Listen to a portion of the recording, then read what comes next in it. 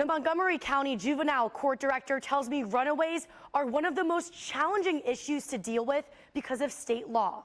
It's why county leaders are very much hoping to get their own juvenile resource center. Since June, the city of Clarksville's had at least 15 runaway juveniles.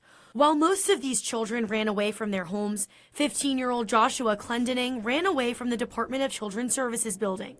The search continues for Clendening, last seen on August 22nd. Well, why do these kids run away? There's so many things, so many factors.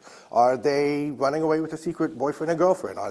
Is there something going on at home? Is it abuse? Is it something where there's genuine fear going on? David Shelton is a Montgomery County commissioner who sits on the Jail and Juvenile Committee and whose father worked as a juvenile judge for 43 years.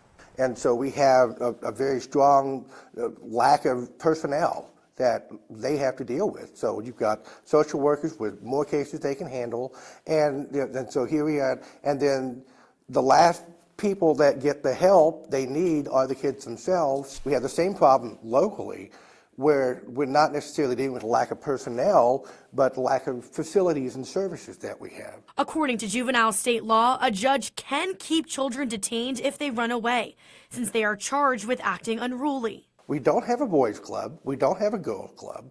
We have no respite facilities whatsoever. So you know what has to happen whenever a child gets picked up by the police and that sort of thing? They are mandated by state law to be detained for 24 hours.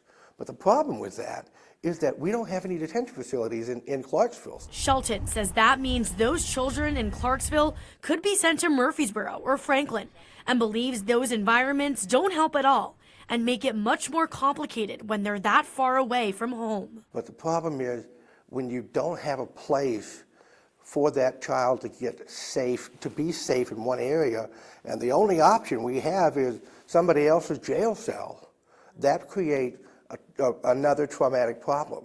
And here we've already dealt with one trauma, and we're going to re-traumatize them again. That's why Commissioner Shelton wants to see a respite facility or juvenile resource center in the county. We also tried sitting down with the Montgomery County Juvenile Court Judge Kenneth Gobble to ask what's being done to protect these kids. After agreeing to sit down with us, he declined a few days later. The Juvenile Court Director tells Fox 17 News judges have difficult decisions to make, but always abide by state law and try their best to put these kids in the safest environment. I reached out to Montgomery County to see if there are plans to add a resource center in the county. A spokesperson tells me the mayor and those who work in the Youth Services Department agree with the need for a juvenile resource center in the county. A feasibility study for a juvenile center was completed in 2020, and they are actively looking for a location. Reporting in the studio, I'm Amanda Chin, Fox 17 News, your Code Red station.